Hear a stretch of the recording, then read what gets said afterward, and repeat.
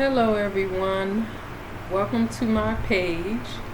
My name is Desiree Duar, but you'll see that my name says Desiree Duar Bay. In videos I will be making later on in the future, I will explain that more. Bay actually comes from a specific African tribe name that comes from a group that comes from Morocco, Africa. Okay, so recently I have been receiving a lot of questions about what Moorish science is, and basically there's a lot of people who have been telling me there's times that I will wear my turban or I wear my garb when I go out, and I'll have people come up to me asking me what does that mean.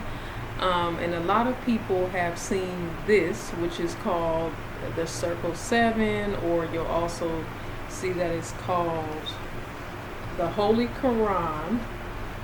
Let me show you in the camera, of the Moorish Science Temple of America, divinely prepared by the noble prophet Drew Ali.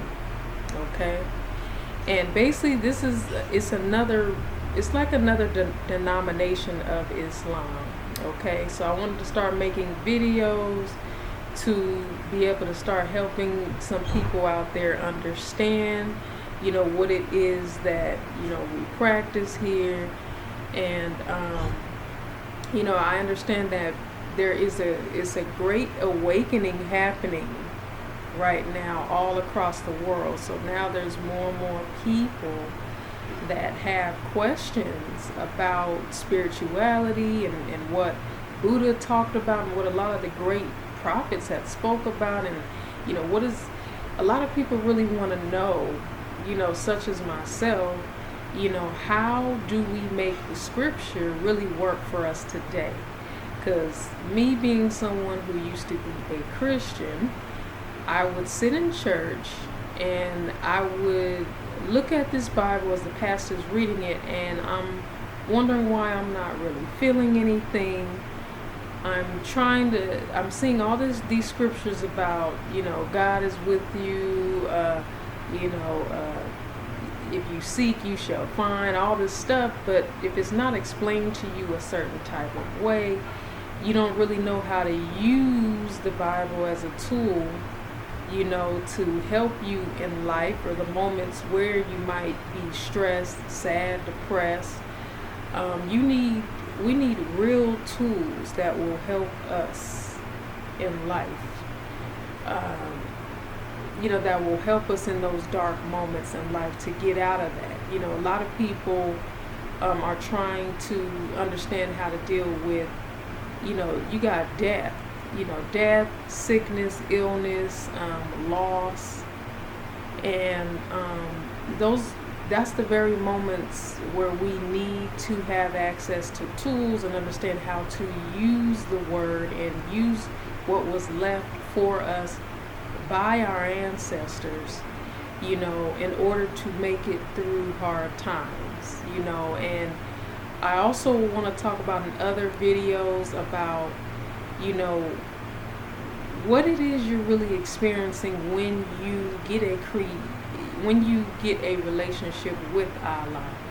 And then for a lot of you out there who are wondering, because a lot of people get scared of the word Allah, really that is just Arabic for God. Okay, so basically it's just the same thing, another language. So something that I learned from attending the Moorish Science Temple of America is that you need to make sure you look up these words and understand what things are, so you can get rid of the fear that you have. It does say in the Bible, there was some synchronicity that happened yesterday when I was helping my grandmother.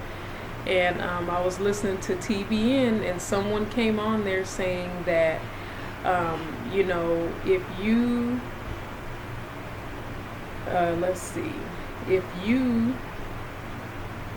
and sometimes this is how it works. Sometimes I have to be careful because it kind of can slip out of my mind a little bit. Let's see, give me a second here. But, oh, let me make sure I don't lose the page that I want to get into either. Let's see.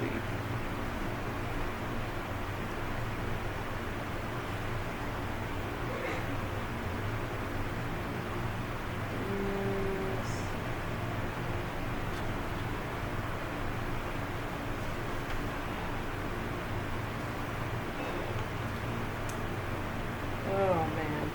See, that's what's strange. I'm trying to understand what happens sometimes when you lose your train of thought.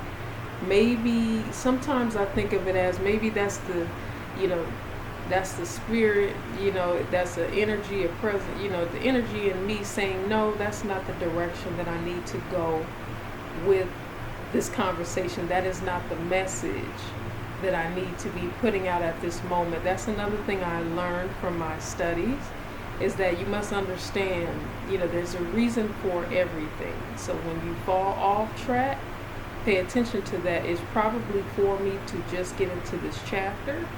So I will go ahead and follow that and see what happens.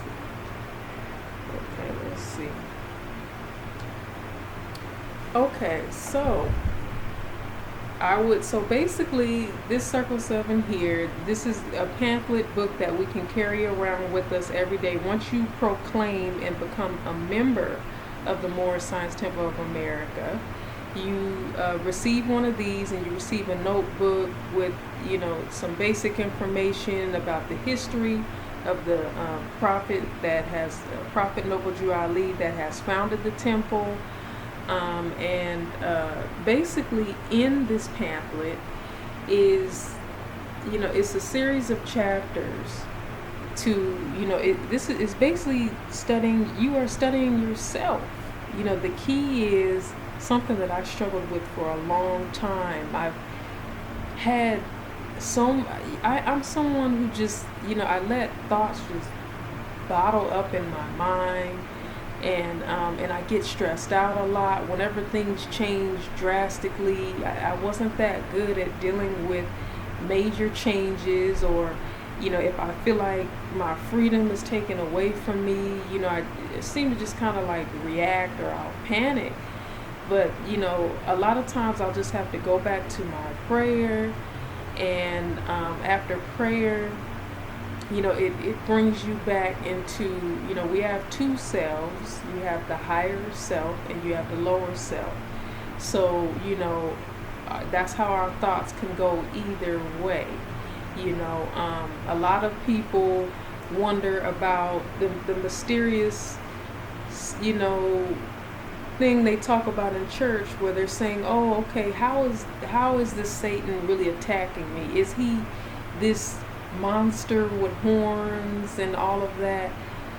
I want to explain to all you new people out there, no, it's not some spooky monster with a pitchfork. The crazy part about it is you will find, when you really study the word, you will find that this is what they mean when they say we are truly holding our own selves back.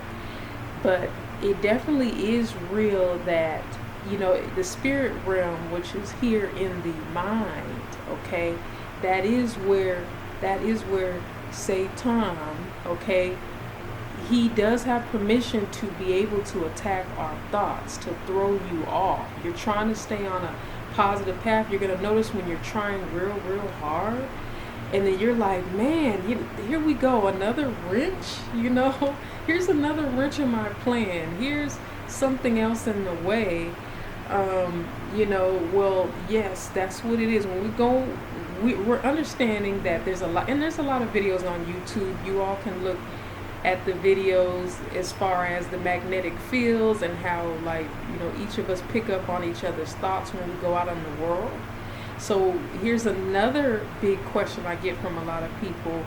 They ask me, as a Muslim woman, now I'm a little different from the Eastern version of Islam. So when I say Muslim, I say Muslim with an O, okay, which is the original African Muslims, okay, and then the Eastern ones, we taught them the way of Islam, and then they developed their form of it.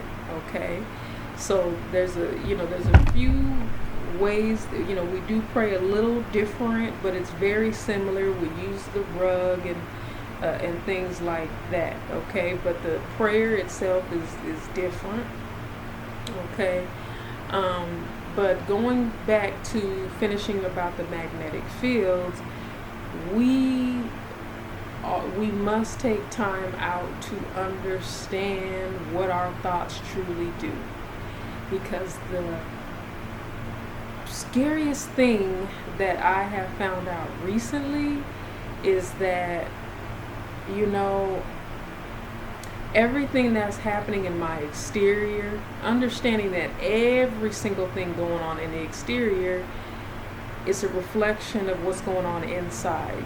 So every single one of our relationships, every single one of them, mom, dad, friends, boyfriend, if you're married, it's a reflection of what is going on with you. I was listening to this sister today on Facebook. I'm so glad she started doing YouTube. Her name is Art Kathy. She spells the Kathy part with a C. Go check her out.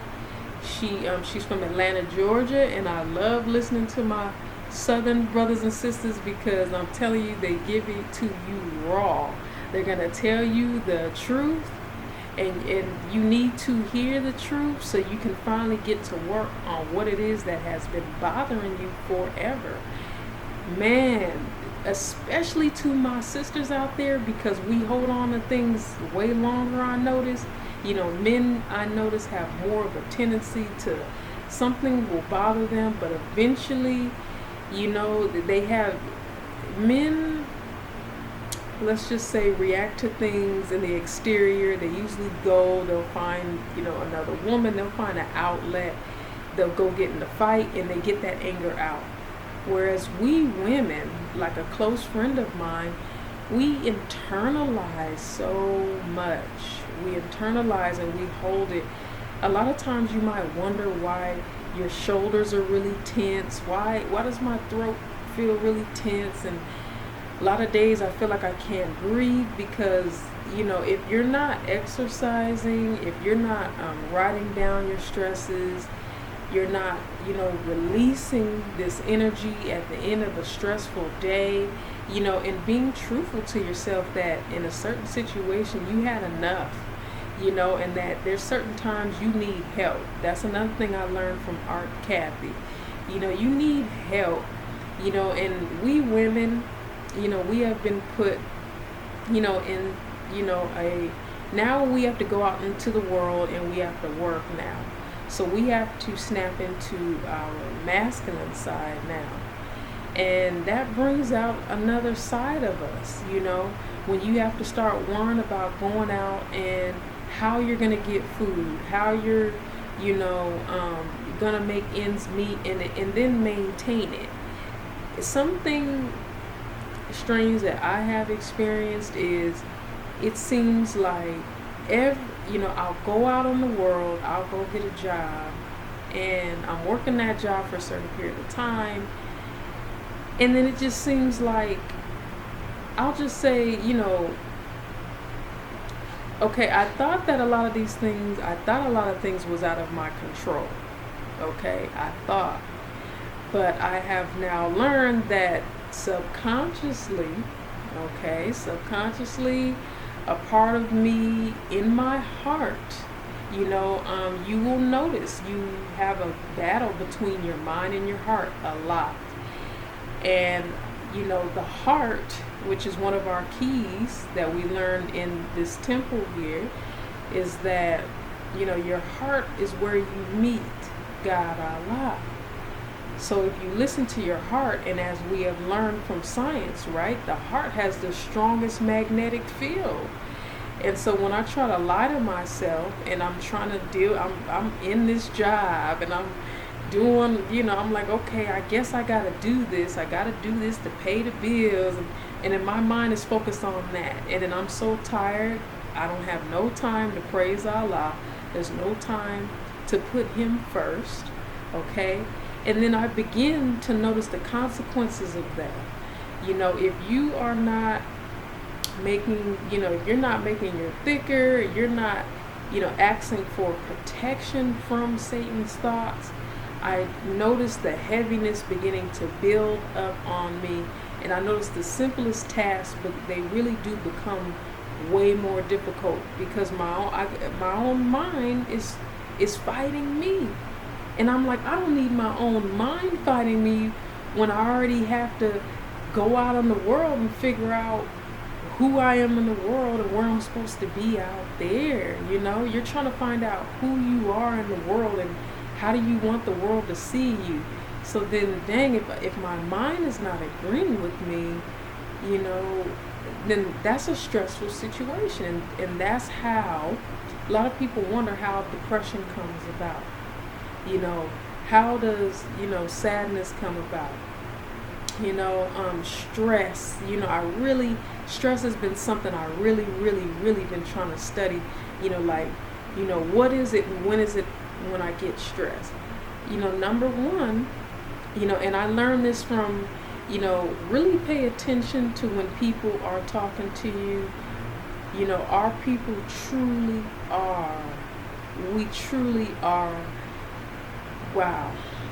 We truly are the angels. We really are. Listen to people when they're trying to tell you something about yourself, because there was a sister at work that had to tell me I was upset about something, and it was some things that my coworkers were saying, and I just was trying to be myself at work. I understand that when I go to work, I just want to work, and I'm like, hey, if I'm not hanging out with you afterwards, then there's absolutely no reason for me to talk too much. So basically I'll be real quiet when I go out in the world, because I know a lot of people aren't going to understand me, because I get excited about things in the unseen. I get excited about spiritual things, and I'm trying to get people to talk about things along those lines. And then I know in my conversation, I can help them in some kind of way on their journey, But my co-workers wanted to talk about worldly things, and they wanted to talk about the music that we would take turns, playing music on the radio. And one of my co-workers, it's funny because this brother, he had an unk on too. So I'm like, how you gonna, a few days later, you gonna show me your okay, but then you try to come at me like, oh, Desiree's a square, Desiree's a square.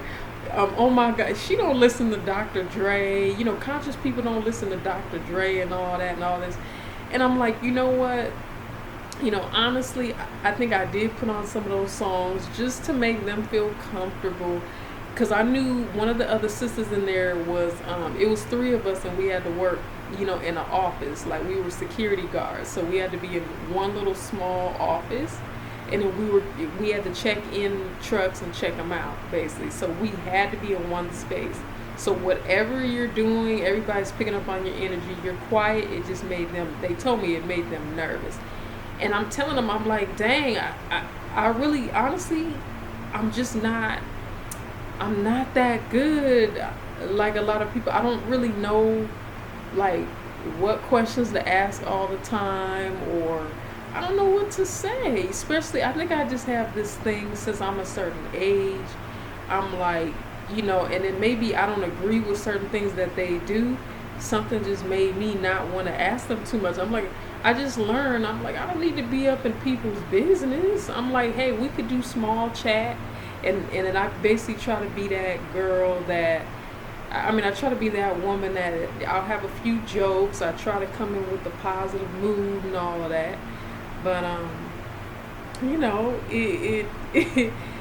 it worked to a certain extent, but they still didn't get me. And I'm like, okay, maybe, maybe I'm sending mixed messages, and, that male co-worker ended up telling me that, yeah, bottom line, basically one of the other sisters told me that I need to just speak up and just let them know, like, hey, you all are doing too much. And she let me know she had a sister that was just like me, right? That was really quiet. Basically, somebody would say something, or she would keep taunting that sister, and then basically she didn't say nothing at that moment. So then that sister would hold that thing, right? And then she would blow up on her later. And then, so the other sister's wondering, wait a minute, where is this coming from? Why didn't you say nothing when it happened? You should have let me know that that offended you, because you are my sister. So if we stay silent, how are we gonna know that, whether sometimes when you're feeling down about yourself, it's usually, or you're quiet like that. I learned from my studies that it's usually something that happened in your childhood. It was some sort of childhood trauma that caused you to, shut down in that area. Maybe you tried to speak out about something and you just noticed that the people around you, they were just too busy. They didn't have time to hear. Like me, I had, like both of my parents were workers, work. Like they had that house in South Central LA, so they had to keep that up. So like, our elders, that's what they grew up on, coming from the 1950s, is work. It's no time to really, you don't really think of or know to check in with your grandchildren or your children. You're not really gonna talk on that level. But I noticed some of my generation has learned from that, and I'm seeing a lot more of our young brothers and sisters out here, trying to, they're trying to be more interactive with their children. They're trying to be there more and ask questions and give them a certain amount of freedom in certain aspects. They're trying to learn from how they came up, basically. So, just like, for example, Will and Jada, there's just so many different people, they're trying to try different things to just see what works. It's like, hey, I don't have to be in this box, let me parent the way I want to, and let me see how this is going to happen, because, I've seen what happened with me, and I don't want my children to feel, like they can't speak, or if they see something that's scary, or or they saw an adult in the family do something,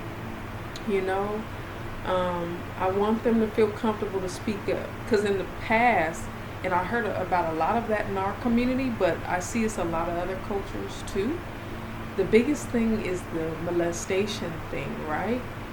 And I read about a lot of stories where, a lot of children, they told their mothers, but then the mom was like, because it was the mom's boyfriend, the mom was in denial. And that's what makes it hard, is when it's someone close to the mother, it's kind of a shock. So then, and then the mother didn't want to lose that man, so she's lying to herself, like, nope, and she put the man above her child, but we know the right thing to do is you got to listen to your child, and so that's what I want to start getting into now, is, see, if we keep God Allah first, okay, you keep him, it was a lesson that I had to go through today. I had to, recite, some words in Arabic today. There's a significance too. I want you to go read about that. There's a significance about reciting certain things in Arabic, okay? Because remember,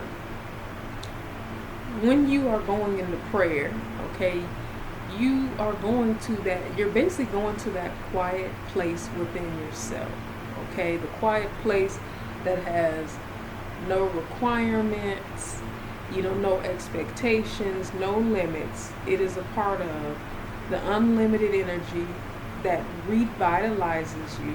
I notice after prayer, it's like a refill of energy, because the world can take so much and it draws so much. We got girlfriends I notice when my girlfriend calls with a sad story or something, I notice after that 2 hour phone call, I'm like, ooh, I'm like, Lord, I'm like, why do I feel so tired? I just want to go to sleep. This energy has just been drained out of me. But it's an exchange of energy, and I get to finally feel for myself. See, you can believe, once you experience it for yourself, you have to feel it. Another thing I have learned, from the Circle 7, it says in here, the word, all the word, the Quran of Mecca, the Bible, in many of these ancient books, most of these prophets and these leaders and gurus, I'm telling, all of them will say the same thing, okay? The number one thing that I heard growing up a lot from a lot of young people when I would talk to them in college, etc., a lot of my peers, they always would tell me, Desiree, why are you walking around with that Bible? That stuff don't matter today. That's all old stuff. How are you going to make that work for you today? Okay? Well, now I have found the answer to that, because I told myself, I'm going to go on a journey to understand that. It's time to understand why things are the way they are. Why do some of my people, I didn't know for myself the real reason why some of my people wear those beautiful locks, okay? Why do, what is a Rastafarian? You know what I'm saying? What is, what are we saying when we say queen? What are we saying, truly when we're saying my brother, my sister, or when I hear different ones, I'm sure you all came across certain people, they'll say, hey, hi, peace and blessings, and I'll see the brother bow a certain way. And I'm like, so now I reached a certain age of maturity, and I'm like, it's time to answer. I would ask these questions silently to myself. It's time to answer these questions now, So when you have those questions that come in your mind, follow that. And go to these dictionaries and go to these books. I really sat and thought about, what books really mean to me. And it's like, a warmness and a joy comes into my heart, because I'm like, man, we have to be so grateful. We are so blessed, because we had all these people who our ancestors went through so much. So many trials, so many things, but they took the time out in the middle of all of that, and they wrote all these things down and wrote down how they got through those struggles. So we can now, it gives us something, it's some tools to use to practice, so and then we can figure out which one of these tools, which one of these books will help us as the individual.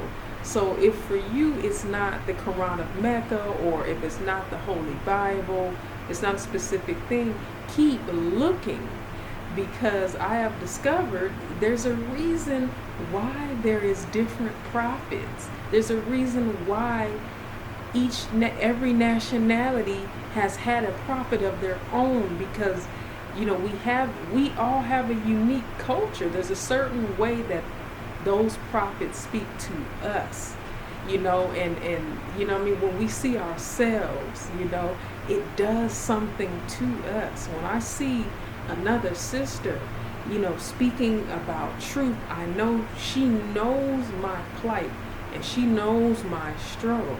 So when she's speaking about things that I need to fix or things I need to work on, she's coming from a certain place within herself. It's a certain understanding, because I was another one of those ones. I do find myself playing a lot of, these other nationality videos, because, me, like anyone else, I went to public school. So basically, I'm just I'm looking up anybody, but I did learn from the temple that you know, a lot of what a lot of us as African Americans here, you know, in America, okay, a lot of us grow up with a lot of these self-esteem issues and image issues because, think about it, who did we mostly see on the magazines coming up, right? So I remember being a little girl and having that crazy thought in my head. And I remember walking at school like, you know, oh wow, you know, look at that, you know, European girl over there. Maybe if I had longer hair, I might be able to get more attention. You know, I do notice that with girls. You know, I'm like, even though I was very quiet, I do think about it when I dig deep. You know, I did want a certain amount of attention myself. I was always looking at other girls like, you know, look at that popular girl over there trying to get all that attention. Look at her. She's wearing them short shorts and doing all that, all this. But like I learned from a lot of my studying, see, subconsciously in my own way, it's basically, if I wasn't shy, I would be doing the same thing. It must have been, it was something. It is something within me spiritually, maybe, who knows, maybe it could have been from another lifetime. Shyness developed at a young age, and I just didn't want to be open. But I also learned from this beautiful book that I bought from this sister, Aunt Kathy. It's called Breaking Soul Ties and Womb Healing. Okay, sisters, get that book. It's really good for us. It teaches you about what Africans did before slavery. And that's very important for us to learn what we did. All we're hearing in school is what the slaves did. It's time to hear about, you know, what did we do when it was just us and the land and it was God. Who are we naturally? How do we flow naturally? Do we want to do what we're doing on television, this gangster stuff, all this, you know, the guns and money? Do we rob from each other? So, okay, on that point, I'm going to get into this chapter right here, okay? Not to make this video too long. Okay, now, I'm going to go to chapter 20, and that's 10, 9. So, okay. So I'm going to go to chapter 29, okay? And the name of this chapter is Magistrate and Subject, okay? All right, now, this chapter, okay, so I want to put it in you all's mind, okay? I want you to think about, you know, how the White House is designed. Think about the president, okay? I'm going to give you a visual as I'm reading this. Think about the president. Think about all the intelligent people who advise him and, you know, tell him what to do, not to do, and they try to tell him to be careful and maybe not tweet this or tweet that. Okay, but okay, so have the White House and how they're running the empire and everything here, okay, in your mind, all right? And that'll help you kind of understand this flow. Now, listen to the words of the prophet and Allah right here. Here we go. So, verse 1. O thou, the favorite of heaven, whom the sons of men, thy equals, have agreed to raise to sovereign power and set as a ruler over themselves. Consider the ends and importance of their trust, far more than the dignity and height of thy station. Now, a lot of these verses, when you receive one of these, I was taught by the teacher in there that, you know, this is a book, you're not going to get this overnight. You have to, a lot of times you have to look at a verse and you have to read it multiple times. Some nights it'll just be one verse. You need to look up the words you don't understand and just really sit and ponder on it. Because the amazing thing about this mind, right, This mind is designed to solve, find the answers. Like, if you focus, it's all, if you focus your energy on one thought, okay, you can find an answer to a problem or situation you really want to solve, right? Like it says in the Bible, right? I'm sure you all have heard this. If you seek, you shall find, right? And so I've been really testing that out. I've been really, I wanted to start testing things, to start explaining things to the doubters better, since, I want to be able to teach and be able to help people, in this way, to understand the word better and understand what these parables are really talking about, and how they heal you and, help you through different things. So let's see here. Let me go back. So here, when it says the height of thy station, that's basically saying,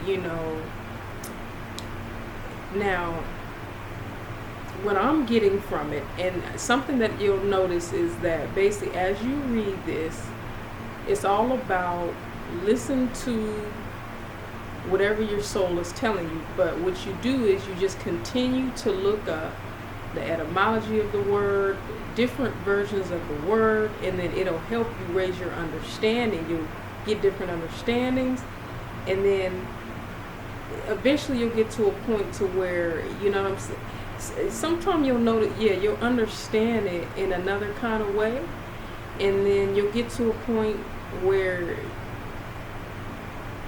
some verses, it's not easy. I'm going to say that. It's not easy. And it does speak about in here that do not stress, for you will not understand everything in one lifetime. So I'm so grateful to read those words, because as soon as I found out about all this information, I'm like, oh man, okay, that means I need to go on a world journey, and I need to go travel and meet all the different shamans and all the different gurus out there, and I need to go learn all this in full in order to really get a good understanding or a good grasp. But basically I discovered that, it's okay. You can take it a day at a time, and in your prayer you ask for discernment and you ask for help. And I even seen in a psychology book that they recommend that you make sure you have some sort of spiritual aspect in your life. It's good to have, you got to have some sort of place you could go to, and then also writing. I had a lot of friends, and my wonderful sister advised me to write. Make sure I'm writing things down, because like our ancestors wrote and put things down in this book, right? It's that certain energy you can put down, and you can release and disconnect from your present energy, so you can take that heaviness off your heart. I do notice a piece of my energy can go there, in that space, and I can, it's like for a moment in time, as a person is reading my words, they can become me, and maybe, connect some certain ideals or thoughts. They can ponder, and maybe they can understand something better. It helps them on their journey. That's why I'm noticing, if you think about it, it's a trend for a lot of celebrities are writing books right now.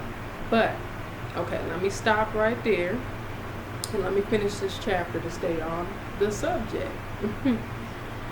Okay, so thou art clothed in purple and seated on a throne. That's why our folk love purple, huh? The crown of majesty invested thy temples. The scepter of power is placed in thy hand. It's placed in your hand. Okay? But not for thyself. That's key right there. Right? A lot of us suffered with the selfishness There's so many days I get caught up in that selfish feeling like, okay, I need to hurry up and, make my business boom, so I can finally be financially independent. But then there's a beautiful chapter in here about social duties, and the social duties talks about how you should be helping the oppressed man. He gives it in clear wording that you help the oppressed man. You help, it's like you serve a part of yourself. It's, God can work through you to heal another, and then so on. But I'll explain that more in another video. Okay, let's see here. So the crown of majesty invested thy temples, the scepter of power is placed in thy hand, but not for thyself were these ensigns given, not meant for thine own, but the good of thy kingdom. Okay, right there. Let me say it again. Kingdom, good, for the good of thy kingdom. Okay. Now, when you think of the president, okay, when you are up there as a president, or if you are a prince, okay, or even that royal family over there, everything they are doing, they are actually, if you have that station, you're up in that station, right? Wealth is like a certain station in the mind, in a way, right? You're high up in your mind, you're in a high place, you're blessed with wealth. It should not only just be for the family, they should be serving their people as well. A whole bunch of money, hello, that's too much for 5, 6, so many people. It, like, there's enough of it for the other people too. It's just like how they set it up where we earn it from the jobs, we're still getting some of it somehow. So, okay, let me continue here. The glory, and the sea is supposed to be the glory of the AKA president, but the glory of a king is the welfare of his people. His power and dominion rest on the hearts of his subjects. Okay? The mind of a great prince is exhausted with the grandeur of his situation. He evolveth high things and search for business worthy of his power. Okay, now let me look at that again here. The mind of a great prince is exhausted, aka raised high, with grandeur of his situation. He evolveth high things, okay, and searcheth for business worthy of his power. Okay, all right, so we have there's a businessman, all right. He calleth together the wise men of his kingdom, okay. He consulted among them with freedom, and heareth the opinions of them all. He looketh among his people with discernment. He discovered the abilities of men, and he empowereth them according to their merits. Okay, so just that verse right there, okay, you can see, that's where the government got the idea from, right? Basically, if you go to college and you prove your merit, right, then okay, here in our society, we will place you where we feel you best should be, where you best fit. Where does your, college, pretty much, if you really think about it, it's just taking you, the series of classes is like a series of tests to see, if you're able to, if you're a stable person, are you focused, Okay, is this person good at finishing projects? Are they going to be rebellious or not? It's like a good, what is the word? It's a good, it's a good like experimenting, a good place to see, who's who. You have to have a certain mind, to successfully get through that. It weeds certain ones out. You can tell by, like I recently heard on the news that the SAT was racially designed because they did not want African Americans to be able to pass that test. It was certain psychological questions and certain things that were written in there a certain way to to, let's just say, to weed a lot of African Americans out. So I didn't realize in present day, how much, we're still being blocked out from a lot of things, and how that hate is still there, but yes, in subtle, low-key ways now, but yeah, I will be doing more videos about, like how, we like the Native Americans, how we can, maybe go work on going to create our own community, if we're not wanted, but okay, let me continue. Right here, verse 6. He looketh among his people with discernment. He discovered the abilities of men, and employeth them according to their merits. His magistrates are just, his ministers are wise, and the favorite of his bosom deceiveth him not. He smileth on the arts, and they flourish. The sciences improve beneath the culture of his hand. With the learned and ingenious he delighteth himself. He kindleth in their breasts emulation, and the glory of his kingdom is exalted by their labors.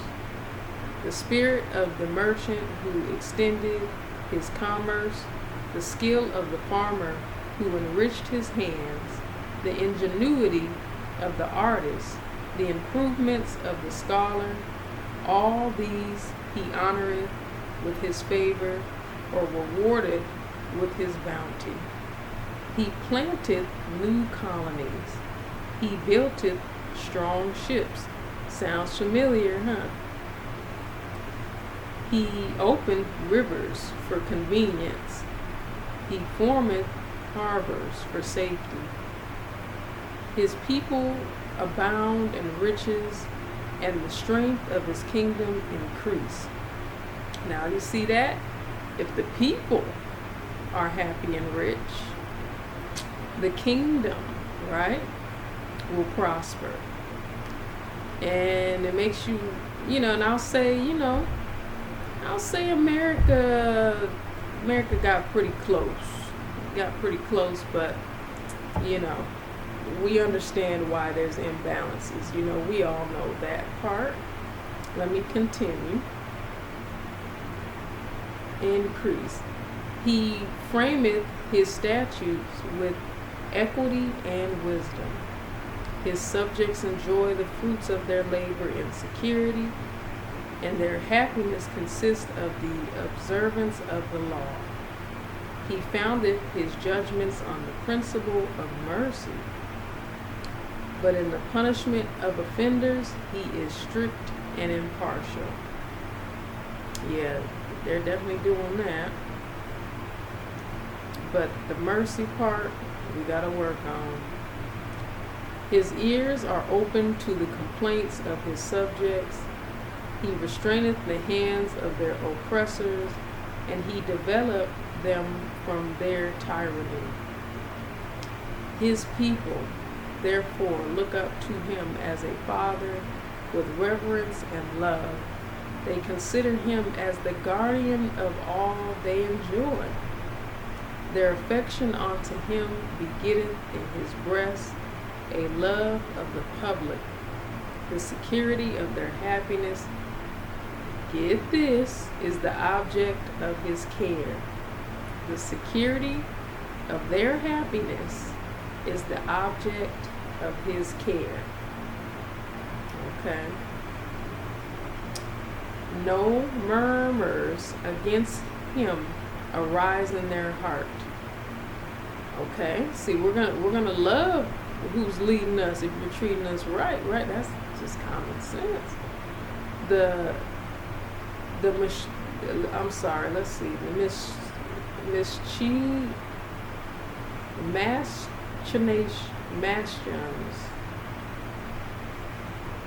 machinations of his enemies endanger not the state. His subjects are faithful and firm in his cause. They stand in his defense as a wall of brass. The army of a tyrant flieth before them as calf before the wind. Security and peace bless the dwelling of his people, and glory and strength encircle his throne forever. Okay, glory and strength encircle his throne forever. See that? And then right after that, that's how you know the chapters were placed a certain way for a reason. Right after that, you have the chapter on social duties, okay? And so we can understand why we should help our fellow man, okay? So basically, okay, I will wrap this video up. That was just a nice brief introduction to, the Circle 7 and, helping us to, begin understanding how the scripture is connected to what we deal with today. And,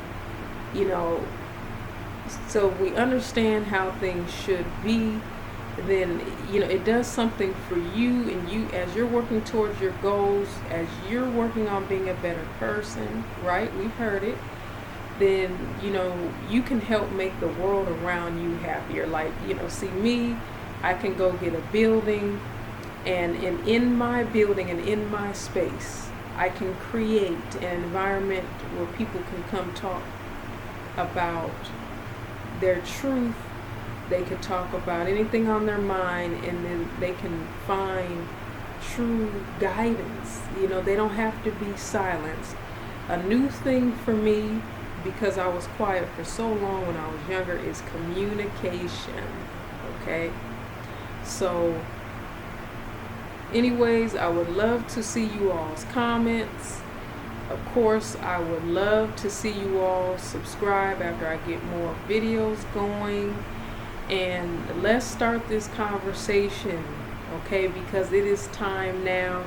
I feel like evil and bad has been winning over a lot of people.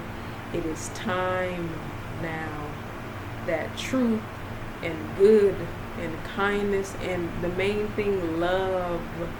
It's time for love to come into balance, so people can see that the scripture is not just words, and it's not just talks. We have to act it out, and we have to employ it. Remember, we manifest.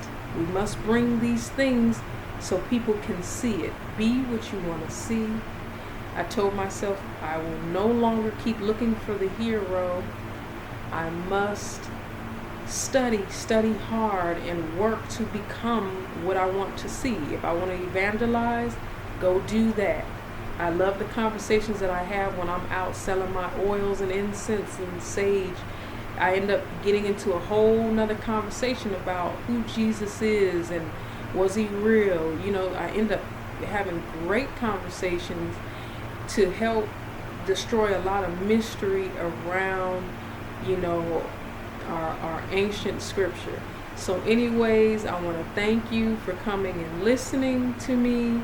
I hope to, be able to have many more positive conversations with you all, and continue to grow. Peace and love and many blessings. All right, I'm out.